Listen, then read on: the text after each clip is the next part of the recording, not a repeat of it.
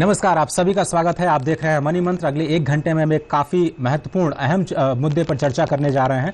जैसा कि आपको पता है कि 2014 में सरकार ने जन धन नाम की योजना की शुरुआत की, जिसको मिशन मोड में लागू किया गया। 2015 आया तो जन धन से फिर जन सुरक्षा की तरफ बढ़े, और अगर 2016 जो कि नया साल शुरू हो चुका है, अगर इसको सीधे तरीके से कहा जाए तो जो सबसे बड़ा कार्यक्रम अब कुछ ही दिनों में लॉन्च होने वाला है देश के सामने, वो है startup India, stand up India.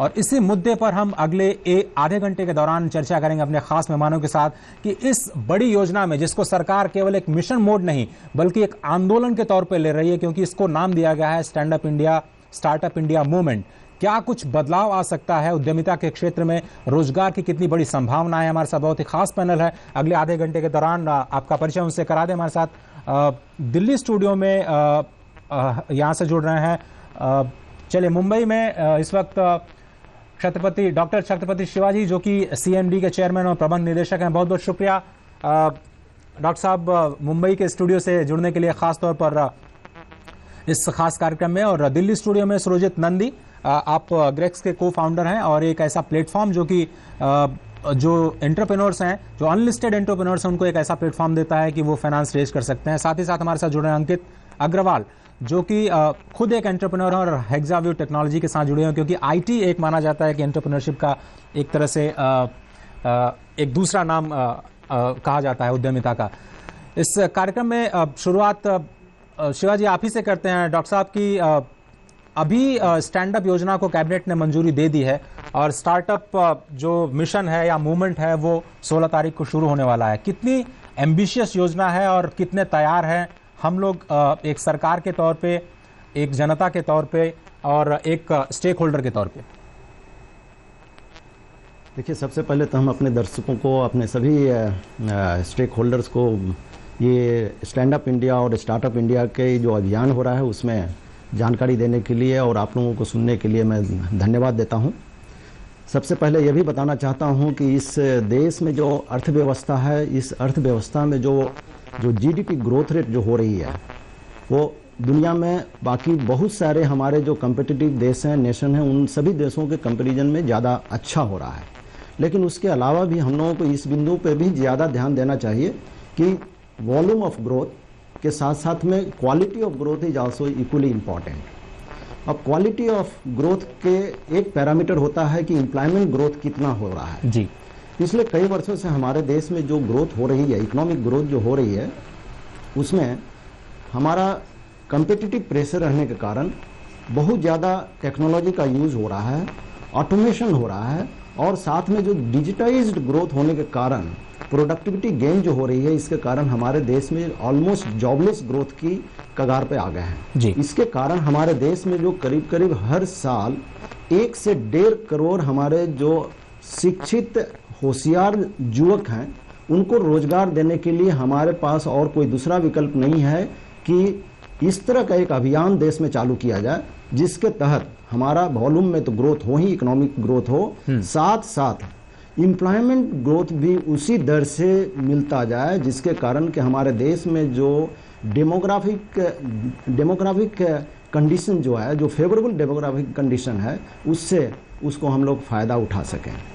इन सभी चीज़ों को ध्यान में रखते हुए हमारे देश में माननीय प्रधानमंत्री जी ने पिछले वर्ष 15 अगस्त को स्टार्टअप इंडिया और स्टैंड अप इंडिया करके एक बहुत ही उपयुक्त अभियान को चालू किया है।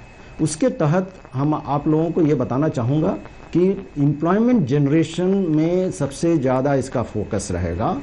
इससे पहले जो आप अभी भूमिका जो बता रहे थे, उसमें जनधन योजना और भी फाइनेंशियल इंक्लूजन के जो बहुत सारे जो हम लोगों ने ड्राइव लिए हैं, उसके साथ में टेक्नोलॉजी इंटेंसिव स्टार्टअप यूनिट, जिसमें कि इनोवेशन कोशेंट, जो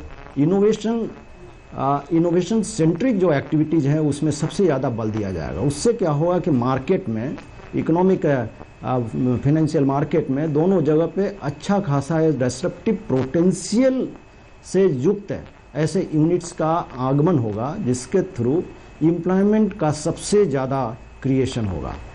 इन सभी चीज़ों को ध्यान में रखते हुए स्टार्टअप इंडिया और स्टैंड अप इंडिया दोनों एक बहुत ही महत्वपूर्ण देश के लिए एक अभियान चालू किया जा रहा है और हो चुका है। कुछ काम ऑलरेडी, जैसे स्टैंड अप इंडिया के तहत में बहुत सारे काम शुरू हो गए हैं। स्टार्टअप इंडिया के तहत में भी मैं आगे चल के मैं आपको डिटेल्स बताऊंगा। उसमें department of industrial promotion policy department इसमें एक बहुत अच्छे एक कम्प्रिहेंसिव पैकेज तैयार करके 16 जनवरी को माननीय प्रधानमंत्री जी इसके डिटेल्स में अभी इसकी लॉन्च करेंगे। तो डॉक्टर साहब आप हमारे साथ बने रहिए। यहाँ जो उद्यमी हमारे साथ स्टूडियो में है उनका भी एक रिएक्शन ले लेते हैं जल्दी से। अंकित, डॉक्टर शिवाजी ये बोल रहे हैं कि जो आईटी एंटरप्रेन्योर्स हैं उनके लिए काफ़ी कुछ शायद मिल सकता है। एज एन एंटरप्रेन्योर आपने जब शुरुआत की तो क्या कुछ चैलेंजेस आपके सामने आया और क्या कुछ आप उम्मीद कर रहे हैं कि इस योजना में मिल सकता है या फिर सरकार को करना चाहिए? जी, जब हमने 2010 में शुरू किया था तो हमें 3 मुख्य चैलेंजेस आए थे, 3 सबसे इम्पोर्टेंट चैलेंजेस थे। पहला था इंफ्रास्ट्रक्चर, कि जब आप शुरुआत करते हैं तो आपको एक ऑफिस स्पेस चाहिए, एक जगह चाहिए जहां आप काम कर सकें, वो जगह अच्छी हो, एक्सेसिबल हो सब लोगों के लिए, तो इंफ्रास्ट्रक्चर बहुत इंपॉर्टेंट है। दूसरा फाइनेंस, जब मैं कुछ शुरू करता हूं तो मुझे लोन्स की जरूरत होती है, तो बिना किसी कोलैटरल के अगर मुझे कोई लोन्स मिलते हैं तो वो एक बहुत ही बड़ा एडवांटेज है हम लोगों के लिए। और तीसरा है legal assistance. We are software exporters, हम लोग सॉफ्टवेयर एक्सपोर्ट करते हैं, तो एक्सपोर्ट में जो कॉन्ट्रैक्ट्स होते हैं उसमें लीगल भाषा बहुत जरूरी है। अच्छा। अपने आप को सेफगार्ड रखने के लिए, तो उसमें एक असिस्टेंस हमें अगर मिले, और हमें जो ये ट्रबल फेस हुई शुरू में तो वो बहुत मूल्यवान होगा। चलिए, काफ़ी इंपॉर्टेंट पॉइंट आपने उठाया। सुरजीत, मैं आपके पास आता हूँ। चूंकि आप एक ऐसे प्लेटफॉर्म मुहैया करा रहे हैं जिसमें कि एंटरप्रेन्योर से बहुत ज़्यादा इंटरेक्शन आपका हो रहा है, ज़्यादा बड़ा चैलेंज क्या है? इन्होंने तो 3 चैलेंजेस की बात की। आपके लिए जब आप इंटरेक्ट करते हैं तो आपको क्या फाइनेंस बड़ा चैलेंज लगता है या फिर आइडिया का चैलेंज लगता है भारत देश में, या फिर एक इकोसिस्टम ज़्यादा चैलेंजिंग है यहाँ के लिए जो एंटरप्रेन्योर के लिए काफ़ी मुश्किल या फिर आसान हो जाता है? इनफैक्ट मैं इसको एक स्टेप पीछे लेके एक तो ये इस चीज़ को बहुत इंपॉर्टेंट है, शिवाजी जी की भी इस चीज़ को मैं बोलूँगा कि हमारे इंडिया में उस टाइम पे इस वक्त उस जगह पे है जब हमें एक आर्थिक क्रांति की ज़रूरत है। आई थिंक इसका यूनिट है एंटरप्रेन्योर। तो यदि आप एंटरप्रेन्योर को एक बहुत नीचे वाले लेवल पे सशक्त कर रहे हैं तो आपका बहुत सारा ग्रोथ जो ऑब्जेक्टिव्स वो रीच कर सकते हैं। Coming back to your question, मुझे लगता है कि मैं इसको एक नज़ीरा ये देना चाहता हूँ कि किसी भी कंपनी का पहला 3-4 साल बहुत इंपॉर्टेंट होता है। वो फर्स्ट 3-4 इयर्स हमारे फाइनेंशियल लैंग्वेज में कहते हैं वैली ऑफ डेथ। 80% और 90% ऑफ द कंपनी उसी 3-4 साल को पार नहीं कर पाते। उस 3-4 साल में 2-3 बहुत इंपॉर्टेंट प्रॉब्लम्स होते हैं, सेक्टर स्पेसिफिक प्रॉब्लम होते हैं, जैसे अंकित ने कहा उनके साइड में लीगल होता है, बट आई थिंक 2 बहुत इंपॉर्टेंट प्रॉब्लम्स होते हैं। एक होता है ऑब्वियसली फाइनेंस, बिकॉज मैं एज्यूम करता हूँ कि एंटरप्रेन्योर जब आता है तो उसका उतने रिसोर्सेज नहीं होते हैं, तो capital is the most important resource. वो यदि किसी भी तरह से सॉल्व कर दिया जाए, I think 50 to 60% problem solve हो जाता है। सेकेंड, एक्चुअली जो बहुत लोग बोल नहीं पाते वो है एक्चुअली रिसोर्सेज की, स्किल्स की। आपने 2 लोगों ने तो कंपनी शुरू कर ली, 3 लोगों ने कंपनी शुरू कर दी, लेकिन यदि आपको राइट रिसोर्सेज नहीं मिलते हैं और वो राइट रिसोर्सेज और राइट कैपिटल का यदि सही मिश्रण नहीं मिलता है तो आपको वो पहला 3 साल बहुत डिफिकल्ट होता है। तो somehow I see there is these 2 very important objectives which have been taken by the government where they are solving the finance as well as the skill, so they बहुत इंपॉर्टेंट होते हैं। And then third, हर sector के अपने अपने problems होते हैं which has to be seen from a very sectoral point of view. चलिए, वापस आएंगे आपके पास सुरजीत। चलते हैं मुंबई स्टूडियो, जहां पर डॉक्टर छत्रपति शिवाजी जो कि चेयरमैन और प्रबंध निदेशक हैं सिडबी, खासतौर पर इस कार्यक्रम में शामिल हुए हैं, क्योंकि स्टार्टअप और स्टैंड अप इंडिया ये जो मूवमेंट है इस आंदोलन में बहुत अहम भूमिका निभाने जा रहा है सिडबी। दोनों जो हमारे यहाँ मेहमान हैं डॉक्टर साहब, उन्होंने फाइनेंस की एक जो है कॉमन प्रॉब्लम बताई उद्यमिता के लिए, एंटरप्रेन्योरशिप के लिए, और फाइनेंस में आपका भी बहुत इंपॉर्टेंट रोल रहा है। क्या कर रहे हैं आप एंटरप्रेन्योरशिप को सपोर्ट करने के लिए, और जो आपका सपोर्ट सिस्टम है उसकी स्थिति क्या है, कहां तक पहुंचा है वो?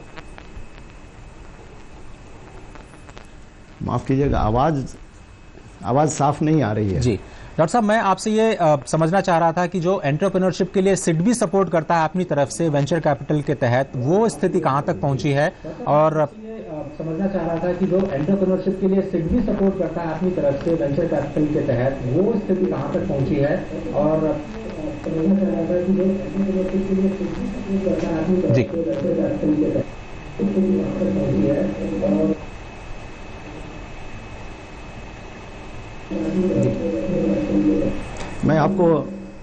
मैं आपको सिडबी और मुद्रा जो दोनों संस्थाएं इस तरह से एक टैंडम एक्शन प्लान तैयार की हुई है और बहुत सारे स्कीम्स चालू किए हैं, जिसके तहत सिडबी और मुद्रा दोनों एक संस्था का एक स्ट्रैटेजी रहा है, दैट इज क्रेडिट प्लस। उसके तहत हमारे इस फाइनेंशियल वर्ल्ड में जितने सभी फाइनेंशियल प्लेयर्स हैं, सबों का साथ लेकर के उनके शक्ति को, उनके क्षमता को, उनके सभी कैपेबिलिटीज़ को कैसे इफेक्टिवनेस बढ़ाया जाए, इस चीज़ों को ध्यान में रखते हुए सिडबी और मुद्रा दोनों सभी फाइनेंशियल प्लेयर के साथ कम्प्लीमेंट्री रोल अदा करेंगे, उसके सप्लीमेंट्री रोल अदा करेंगे और जितने प्लेयर्स हैं उसके इफेक्टिव स्ट्रैटेजी कैसे बढ़ा सकते हैं, उसके साथ उनके फाइनेंशियल मसल को कैसे रिइंफोर्स कर सकते हैं, उसकी स्ट्रैटेजी तैयार किए हुए हैं। इसके तहत सिडबी इक्विटी साइड में साथ साथ डेट साइड में बहुत सारे फाइनेंशियल प्रोडक्ट को चालू किए हैं। उसके तहत में अभी एक बहुत ही महत्वपूर्ण जो अभी प्रोडक्ट चालू हुआ है, जो कि मुद्रा लिमिटेड सिडबी का 100% सब्सिडरी है, उसके मैं चेयरमैन भी हूँ। उसमें तहत में अभी 154 ऐसे मुद्रा पार्टनर्स का हम लोगों ने निर्वाचन करके उसके साथ हम लोगों ने एग्रीमेंट किया है, जिसमें सभी बैंक्स हैं, नॉन बैंकिंग फाइनेंस कंपनी है, इसके अलावा माइक्रो फाइनेंस इंस्टीट्यूशन जिसकी भूमिका बहुत ही महत्वपूर्ण है। ये सभी वित्तीय संस्थाओं के साथ पार्टनरशिप तैयार हो गया है। उसके तहत हम अभी इन सभी संस्थाओं के तहत जो देश में जितने फॉर्मल फाइनेंशियल सिस्टम से जिनकी ये सभी वित्तीय सहायता नहीं मिल पाती है, उन सबों को वित्तीय सेवा प्रदान करने के लिए हम लोग सक्षम हो गए हैं। इसके तहत union government last year 20,000 crore का एक कॉर्पस तैयार किए हैं। उसके थ्रू हम लोग ऋण फाइनेंस प्रोवाइड करते हैं। जितने वित्तीय संस्थाएं हैं वो सभी जो फाइनेंशियली एक्सक्लूडेड कैटेगरीज के हैं, उन सभी को वित्तीय सेवा देने के लिए 50,000 वाले लोन तक के लिए उनको हम लोग शिशु कैटेगरी में कहते हैं, 50,000 से लेकर 5 लाख के लोगों को किशोर कैटेगरी और फिर 5 लाख से 10 लाख वाले लोगों को तरुण कैटेगरीज में, इन सभी को सभी प्रकार के जो लोन है, जैसे कि रिक्शा वाला हो, ठेला वाला हो, भाजी वाला हो, इन सभी लोगों को कैसे कम से कम रेट पे, कम से कम इंटरेस्ट रेट पे उनको वित्तीय सहायता दिया जाए, इस तरह का व्यवस्था की गई है। इसमें एक प्रोजेक्ट प्रोटोटाइप भी हम लोगों ने बना चुके हैं। उसके लिए बहुत ही सिंप्लीफाइड एप्लीकेशन फॉर्म हम लोग सभी लोगों को दे चुके हैं। इसके अलावा प्रधानमंत्री मुद्रा योजना, इस अभियान में भी हम लोगों ने सभी एक्सक्लूडेड सेगमेंट को कम से कम समय में सबसे ज़्यादा जितना लोन दे सकते हैं वो सभी देने के लिए हम लोगों ने व्यवस्था किए हैं। अभी तक में लगभग 64,000 करोड़ तक का ये हम लोग वित्तीय सहायता चालू वित्तीय वर्ष में हम लोग दे चुके हैं। इसके अलावा जो अभी स्टैंड अप इंडिया में जो माननीय प्रधानमंत्री जी का ये नया अभियान चालू हो रहा है, उसमें हम लोग खास करके जितने दलित भाई बंधु हैं, उद्यमी हैं, उन सबों को और जितने महिलाएं हैं जो एंटरप्रेन्योरशिप में अपने बिजनेस चालू करना चाहती हैं, उन सभी को मदद करने के लिए एक फोकस्ड प्रोग्राम और फोकस्ड स्कीम हम लोग बना करके अभी चालू करने वाले हैं। इसके अलावा सबसे बड़ी जो इसमें इसका रेनफोर्समेंट हम लोग लाए हैं, इसमें है कि guarantee mechanism. Central government of India has already given the approval for the guarantee comfort for all the financial institutions who will be extending this type of the loan, और उसके तहत उनके जो क्रेडिट रिस्क है, जिसके कारण इस तरह का फाइनेंशियल फ्लो इस टारगेटेड सेगमेंट में कम होता है, उस चीज़ के जो कॉन्फिडेंस लाने के लिए, कंफर्ट लाने के लिए हम लोग इसको कोशिश किए हैं। इससे पहले हमारे दूसरे पैनल बता रहे थे कि जब भी कोई लोन लेने के लिए आते हैं तो वित्तीय जो कन्वेंशनल बैंकिंग सिस्टम्स में सबसे पहले तुरंत डिमांड होता है कि आप कोलेटरल प्रदान कीजिए, नहीं तो किसी तरह का सिक्योरिटी दीजिए। This security oriented lending mindset which is over mounting during all this conventional banking regime, इस चीज़ को निवारण करने के लिए हम लोग ये गारंटी मैकेनिज्म हम लोग स्थापन किए हैं। ये दोनों मुद्रा और स्टैंड अप इंडिया दोनों में इन चीज़ों का एक पार्शियल गारंटी फ्रेमवर्क तैयार करके नेशनल क्रेडिट गारंटी ट्रस्ट, इस संस्था के थ्रू पार्शियल क्रेडिट गारंटी का व्यवस्था करके हम लोगों ने इसका सिस्टम चालू कर चुके हैं। ये व्यवस्था पूरे कंप्यूटराइज्ड सिस्टम के थ्रू चालू है। इसके तहत हम लोग और भी आगे एक पोर्टल तैयार करके ऑनलाइन मैकेनिज्म करने के लिए हम लोग चालू करने वाले हैं। सुरजीत, ये जो डॉक्टर साहब बात कर रहे हैं, आपको लगता है कि सरकार भी क्या एक एंटरप्रेन्योर की तरह सोच रही है जब ये स्कीम्स पर काम किया जा रहा है? तो जो माइंडसेट वो एंटरप्रेन्योर लेकर के चलता है, क्या सरकार भी उसी दिशा में जा रही है? इन्होंने बहुत अच्छा अपने सवाल पूछा। इनफैक्ट बहुत दिनों से मेरे दिमाग में एक चीज़ चल रही थी कि हमारे जो माननीय प्रधानमंत्री जी है, मोदी जी, यदि हो सके तो मैं उनको एक खिताब देना चाहूँगा। उनको मैं देश का एंटरप्रेन्योर नंबर 1 बोलना चाहूँगा, क्योंकि वो जिस तरह से हमारे आर्थिक प्रोग्राम को एक दिशा देने की कोशिश कर रहे हैं। एक एंटरप्रेन्योर जिस तरह से उनका एक विजन होता है, वो ये चीज़ को नहीं देखता है कि मैं करंट प्रॉब्लम में कितने मेरे प्रॉब्लम्स हैं। वो इस तरह से देखता है कि मैं आगे और क्या कर सकता हूँ। एंड वो जो फोर्स चाहिए होता है, वो जो लीडरशिप चाहिए होती है, वो जो इंस्पायरिंगनेस चाहिए होता है, वो actually as an entrepreneur I see a lot of inspiration from our prime minister. I think that is why I think वही चीज़ कहीं ना कहीं गवर्नमेंट के प्रोग्राम्स में आई थिंक शिवाजी जी ने जिस तरह से सिडबी का बयान किया है। इनफैक्ट यदि आप हमसे एंटरप्रेन्योर से पूछे, 3 साल पहले सिडबी के पास पैसा था, लेकिन उनके पास जाने के लिए इतना प्रोसेस, इतना फॉर्म, पर्सनल गारंटी, ये सब बहुत प्रॉब्लम्स थे। मुझे लगता है एक स्ट्रोक में उस चीज़ को हिला के इस तरह से उसको एक सिंपल एप्लीकेशन फॉर्म करके एक भाजी वाले सब्जी वाले को विदाउट कोलेटरल मिल सकता है। It's a massive change. ये एक एंटरप्रेन्योरियल माइंडसेट है जो आई थिंक हमारे प्राइम मिनिस्टर इसको दिखा रहे हैं। And I think this is what I think I respect. And I think बहुत मैसिव काम हो रहा है। एंड आई थिंक इसका यदि 50% भी सक्सेसफुल हुआ, I think it will create a lot of ground level changes for our country.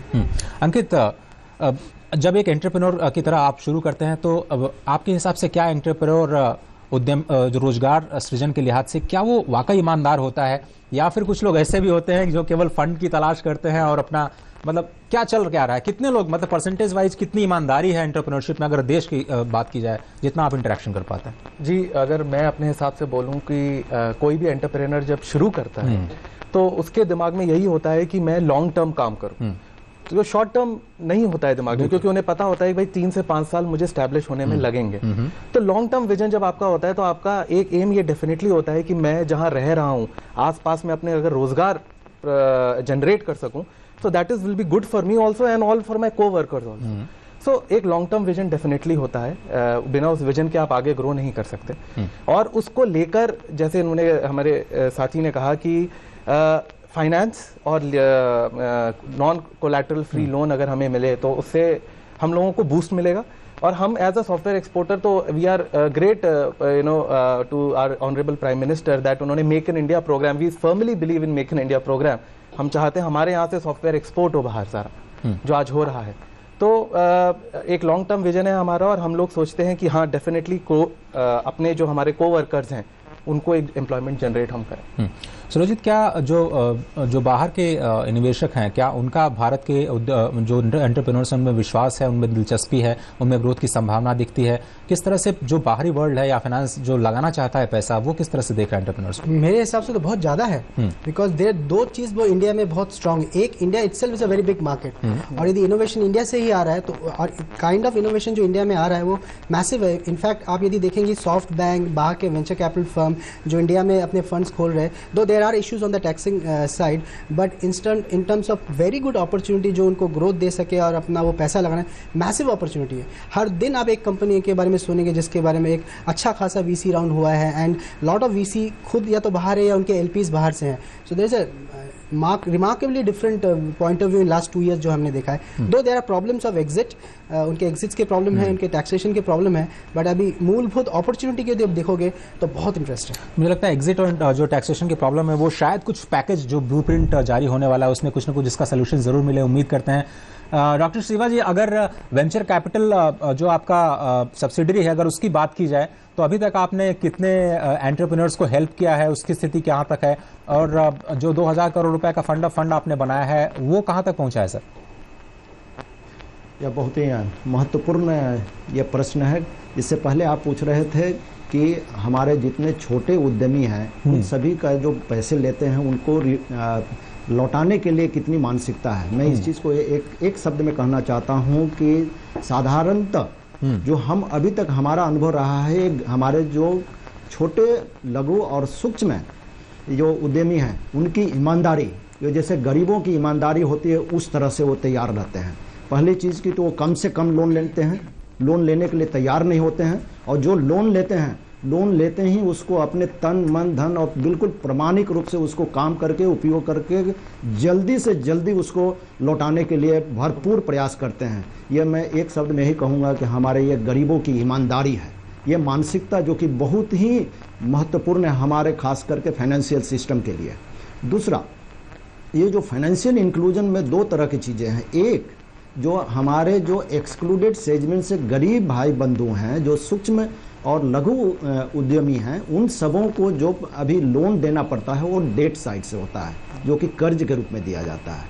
इसके अलावे हमारे बहुत सारे जो युवक हैं वो अच्छे कॉलेज से, IIT और IIMs इस तरह के अच्छे कॉलेज और टेक्निकल इंस्टीट्यूट से पास होने के बावजूद भी उन लोगों को अभी एक अच्छा नौकरी लेकर के एक सिक्योर्ड लाइफ बिताने की ऐसी मानसिकता बहुत लोगों को न रह कर ये खुद एक अपना एक अच्छा एंटरप्रेन्योर्स एक इंटरप्राइज चलाना चाहते हैं। इसके तहत ये इतना इम्पोर्टेंट है कि IP centric innovation led that type innovation led enterprise की ये संकल्पना करते हैं और उसको ये स्टार्टअप यूनिट बना करके इसको आगे लाना चाहते हैं और देश के विकास में वो अपनी भागीदारी देना चाहते हैं।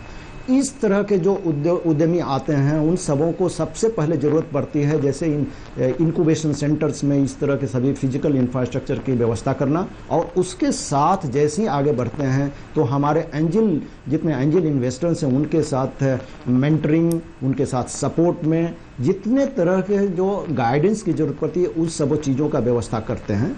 सिडबी इन सभी चीज़ों में जो स्टार्टअप लाइफ साइकिल के हर स्टेज में अपना एक्टिविटीज चालू रखे हुए हैं। इसके तहत मैं आपको इतना ही बताना चाहता हूं कि हमारे जो शिक्षित बेरोजगार नौजुवक हैं ये लोग सिर्फ तैयारी नहीं, होशियार भी नहीं है, they are not risk averse, they are ready to take a plans for taking a very innovative innovation led and knowledge centric units for a greater growth of the country and their units। इन सबों को अगर पैसे की जरूरत पड़ती है तो ज्यादा से ज्यादा रिस्क कैपिटल की जरूरत पड़ती है, और रिस्क कैपिटल नाम से ही आपको देख रहे होंगे कि साधारण रूप से जो कर्ज दिया जाता है उसके कंपैरिजन में ज्यादा रिस्की होता है, और ज़्यादा रिस्की होने के कारण normal conventional traditional banking system में इस तरह की जो वित्तीय सेवाएं देने के लिए हमारे पास कोई विकल्प नहीं रह जाता है। इसलिए हमें एक बिल्कुल स्पेशलाइज्ड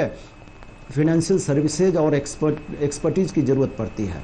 इसके तहत हमारे अभी वेंचर कैपिटल की बात आपने प्रश्न पूछा है, ये वेंचर कैपिटल फंड्स और प्राइवेट इक्विटी फंड्स इस तरह के सभी संस्थाओं की जरूरत पड़ती है। SIDBI has set up the fund of funds operation through the name called India aspiration fund which has been launched last year by Honorable Finance Minister Mr. Jaitley on 18th of August, and 2000 crore has been earmarked for this purpose। By now रफली 1100 करोड़ इसके through हमने commitment दे चुके हैं, और इसके complete निर्णय प्रक्रिया में हम लोग इसमें सबसे ज़्यादा इस पैसे का उपयोग किया जाए, उसकी इफिशिएंसी सबसे ज़्यादा उपयुक्त हो, इन सभी चीज़ों को ध्यान में रखते हुए हम लोगों ने एक्सटर्नल एक्सपर्ट्स की एक कमिटी बनाई है। उसमें एक्सटर्नल एक्सपर्ट से अगर नाम लिया जाए तो उसमें मोहनदास पाई हैं, नास्कॉम का एक्स चेयरमैन है सौरभ श्रीवास्तव हैं, किरण कार्मिक हैं, एक इस वेंचर कैपिटल और खास करके स्टार्टअप वर्ल्ड के एक नामी ये सभी हमारे एक्सपर्ट्स हैं।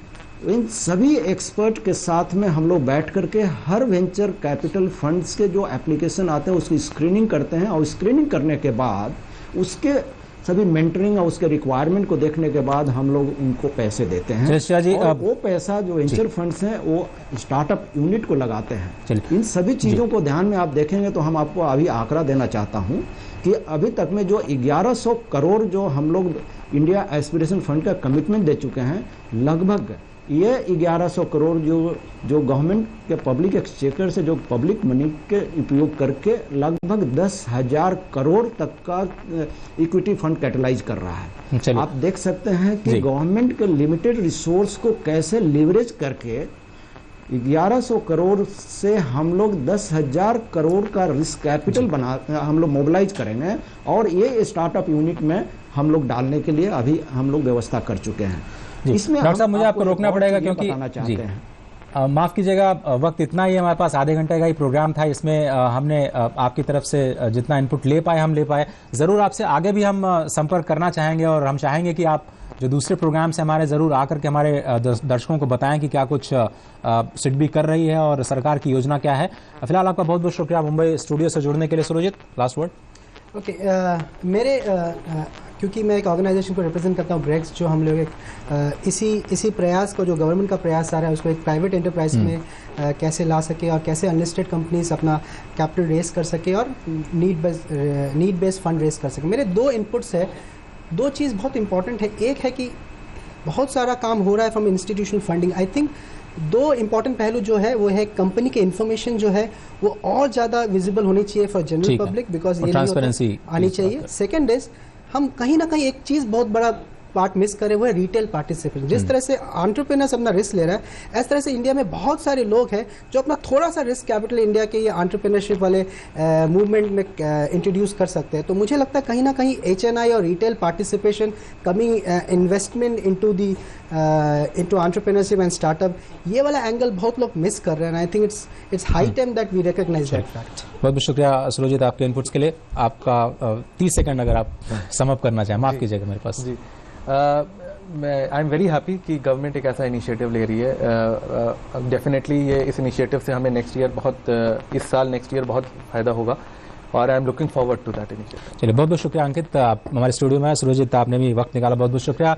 और खासतौर पर शुक्रिया अदा करना चाहेंगे डॉक्टर छत्रपति शिवाजी का, जो कि मुंबई स्टूडियो से वक्त निकाल करके हमारे लिए लेकर के आए। फिलहाल मनी मंत्र में सिर्फ इतना ही, अगले हफ्ते किसी और मुद्दे के साथ होगी मुलाकात। लेकिन सबसे बड़ी coverage startup India, stand up India पे जो 16 जनवरी को लॉन्च किया जा रहा है विज्ञान भवन से, सीधे तौर पर देखना मत भूलिएगा। DD न्यूज़ पर हमारा ये खास प्रसारण। फिलहाल दीजिए इजाजत, नमस्कार।